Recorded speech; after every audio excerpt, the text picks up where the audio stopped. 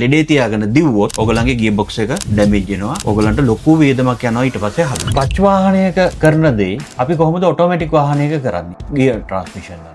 ඒකට ඒකේ ගොඩක් වෙලාවට වෙන්නේ මෙන්න මේ යුනිට් එකේ. මේක සාමාන්‍යයෙන් අපි කියන්නේ මේක Audi, Volkswagen, Fiat වල එන බ්‍රේන් එක. මේකට කියනවා මෙගට්‍රොනික් යුනිට් එක කියලා. එතකොට මේකේ සම්පූර්ණයෙන්ම ඒ ක්‍රියාදාමය fully auto වෙන යුනිට් එකක් තමයි මේ තියෙන්නේ. එතකොට මේකේ දෝෂ එන්න ඉඩ තියෙනවා. ගොඩක් වෙලාවට ඔයගොල්ලෝ දකින්න පුළුවන් මෙන්න මේ විදිහට මැසේජ් එකක් එනවා ඔයගොල්ලන්ගේ ඩෑෂ්බෝඩ් එකේ.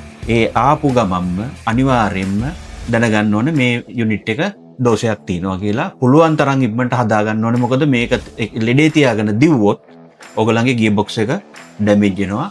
ඔයගලන්ට ලොකු වේදමක් යනවා ඊට පස්සේ හදන්න. එතකොට මේ වගේ ප්‍රශ්න තියෙන මේ වගේ දෝෂයක් ආවොත් අනිවාර්යයෙන්ම ඔයගොල්ලෝ ප්‍රසාංජන මෝටර්ස් එකට කන්ටැක්ට් කරන්න. මොකද අපි ගාව මේවා බ්‍රෑන්ඩ් නිව් යුනිට්ස් තියෙනවා. අපිට එතකොට ඔයගොල්ලන්ට සම්පූර්ණයෙන් මේ ප්‍රශ්නේ निराකරණය කරලා දෙන්න පුළුවන් වොරන්ටිත් එක්ක.